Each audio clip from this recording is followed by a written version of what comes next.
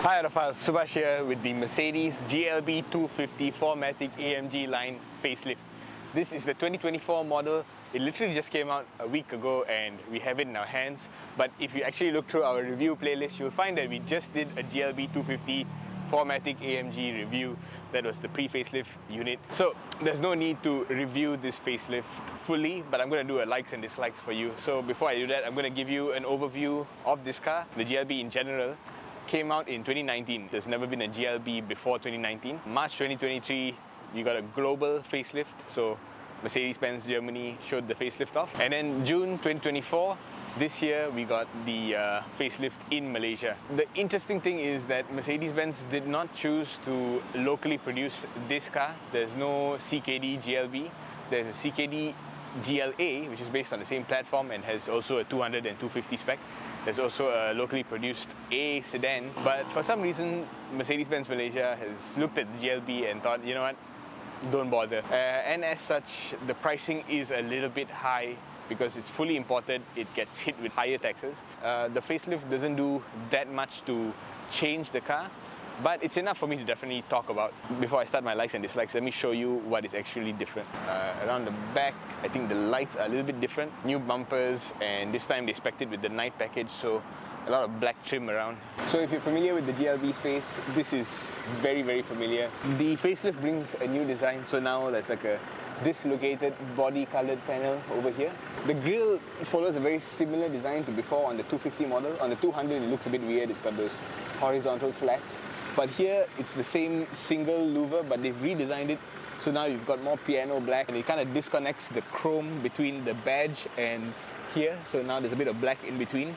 But besides that, it's a very similar look to before. The only other difference I can tell is that the daytime running light is just a single line. Besides that, there's AMG high performance LEDs with auto high beam, if I'm not mistaken. That's the big update for the exterior.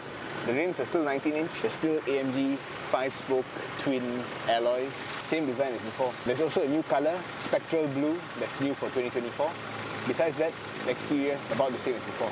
And let's check out the interior. So if you expect that most of the changes are on the inside, you'll be a little bit disappointed. Yes, there are some changes here. Like the steering wheel design, it's a little different.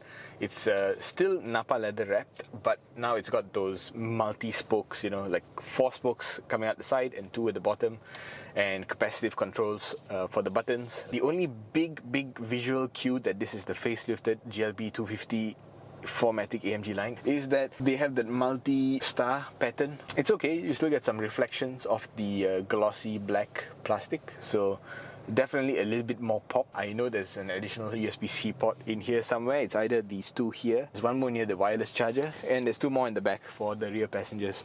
But yeah, definitely I saw one in the boot, and that must be the new one. The USB-C ports also charge a little faster than before, but that's not something you can see unless you are some kind of mutant. The screens, same size as before, but they get the new generation MBUX, so wireless Apple CarPlay and Android Auto. That's the big feature change that I think is relevant. There's some other feature changes, like new designs for the interfaces and stuff like that, but not that important. That's all the changes. No, there's one more change. The engine. This is the 250 model. The 250 model is now a mild hybrid, so it has that 48 volt system integrated. It's got a integrated belt starter generator, so if I come to a coast, before the car stops, the engine stops. When you kick off, there's a little bit of boost, about 15 horsepower or something like that, very small amount. The additional power is used to make the car feel a bit more responsive. That is everything that is different besides the price. The price has gone up, 9,000 ringgit up. In the grand scheme of things, I think it's fair because this car came out in 2020 before massive inflation hit, before the ringgit collapsed even further. So what you have is a fully imported vehicle that got minor improvements, that got a minor increase in price. At first I was like, whoa, why is the price up so much? Then I did the calculations and I realized I was calculating the initial price of the GLB in 2020 when there was SST free pricing for all cars. But actually when SST came back, the price of the GLB did go up. And when you compare that SST pricing with the current SST pricing, then yeah, the price difference is only 9,000. So it's actually not as bad as it looks. So now, finally, I can give you my likes and dislikes. The thing I like about this car is the package. I think if you are getting one car, your condo only is one covered car park, you just want to have one Mercedes or BMW or Audi or Lexus or whatever it is, you've only got one space. Your budget is maybe 350,000 and you want this one car to do everything. I know you can get a 3 Series for less money and you probably get a bit more equipment, you know, a better looking car and all that, but if you have a family and you need the versatility, just have those extra seats if you need them. And if you don't need them, it's a boxy exterior, so when you fold those seats back and you need to haul a lot of cargo, yeah, this car can do it better than most cars in this range. In that value space, that little niche, the GLB works super well. Now, something I dislike, also value related. This car is now what, 342,000 ringgit. Man, how do you justify spending that much money on a car that is not a C-Class, it's not a 3 Series, it's not even an E-Class? I remember when I first joined the industry, the E-Class Blue-Tech Hybrid I think was around this price. I understand that the ringgit is down, prices are up, all that nonsense, but it really feels like Mercedes-Benz Malaysia did not do enough. They didn't understand that the GLB is filling a niche that BMW does not have an answer for, Volvo doesn't have an answer for, Lexus doesn't have an answer for.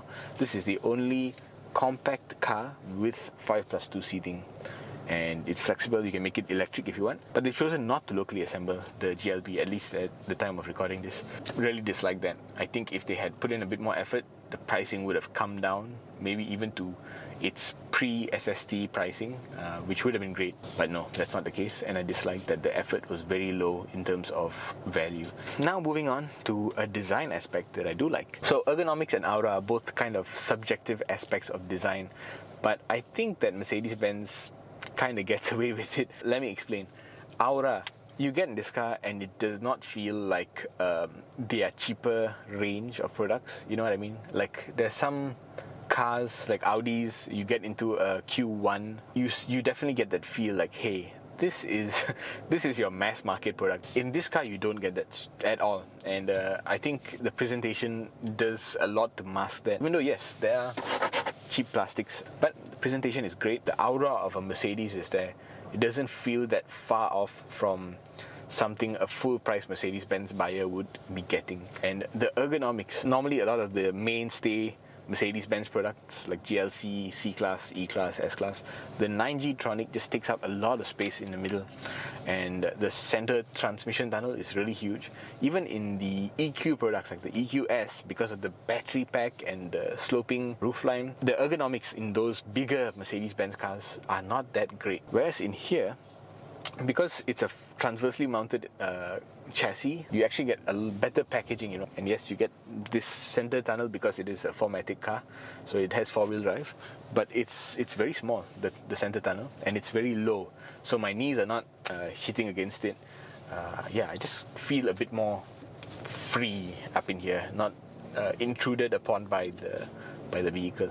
Very nice feeling, very ergonomic feeling, and of course that ergonomic feel to the car extends almost to the second row. I can't really say the third row is very ergonomic. The third row is emergency use case only, but it is there.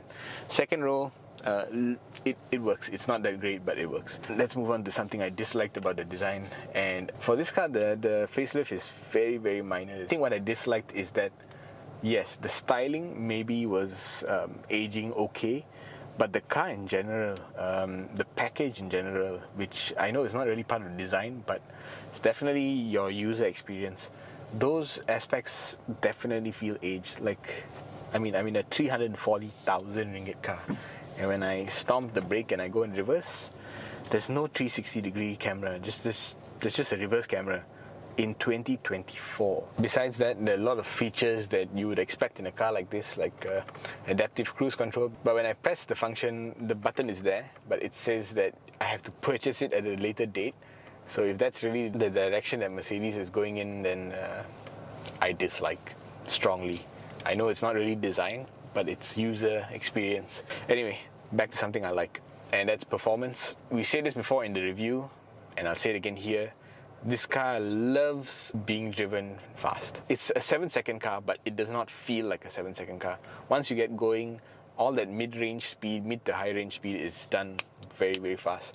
Dynamics-wise, it doesn't really drive like a Mercedes at all. It drives, I wouldn't say it drives like a BMW, but it definitely drives less clumsy than most Volvos, more punchy than a lot of BMWs. So it has a very nice, confident drive feel. Also, the suspension, surprisingly really good. You can fly over speed bumps. Very competent package, I would say. You would not expect it from a car that looks so damn boxy, but there's not that much wind noise. Even with all the EVs around, right? I think this car has an edge. It's still got a little bit of soul to it. Soul! Yeah, I really like how it drives and it's comfortable. What else do you want? But I dislike something. The thing I disliked about performance is this gearbox. It's a dual clutch gearbox, 7-speed. Car manufacturers keep pushing dual clutch like it's the best thing since sliced bread. And yes, on the highway when you're going fast, dual clutch, changes gear super fast. But not everybody's on the highway every day. A lot of people, 30% of their time is probably at highway speeds, right, in Malaysia. Most of the time you're crawling, you're going through traffic, the car is going from 0 to 40, 20, 30, that kind of range of speed, and that's where dual clutch on this car, it doesn't, it's just noticeably worse in terms of feel, in terms of natural feel than conventional automatic. This is not a Mercedes-Benz exclusive problem, and it's not a problem, it's not something that's wrong with the car, it just doesn't feel great. It's the kind of thing that as a driver you will feel. You know, you're coasting, coming to a stop, and then suddenly the fella's like, I should shift down, right? And then it shifts down or it stays on the wrong gear, and you get this feeling of it's motivating itself too much. It's not really slowing down the way you expect it to slow down. It's gone down a gear and now it's gaining momentum rather than slowing down naturally like it would on a conventional automatic. Now that is because I think in a dual clutch you're basically getting an automated manual with 2 clutches. The behavior is as if you're in a manual car, and instead of coasting in neutral, your gearbox is coasting in second gear to a stop. It doesn't really work, and in that last moment, yeah, it does turn off the engine because of the mild hybrid, but the finesse, they can throw a lot of manpower and man hours and engineering work into making a DCT work perfectly. But the moment I can detect that it's not working as well as the gearbox that you had generations ago on most of your products, it just feels like such an unnecessary hill to climb to achieve fuel efficiency and emissions and all that. I honestly don't like the way most DCTs behave at low speed, and this DCT is no exception.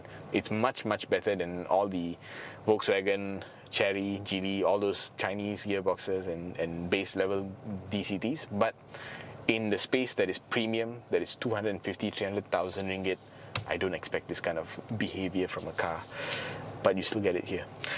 So that's it. That's my likes and dislikes of the 2024 Mercedes-Benz GLB250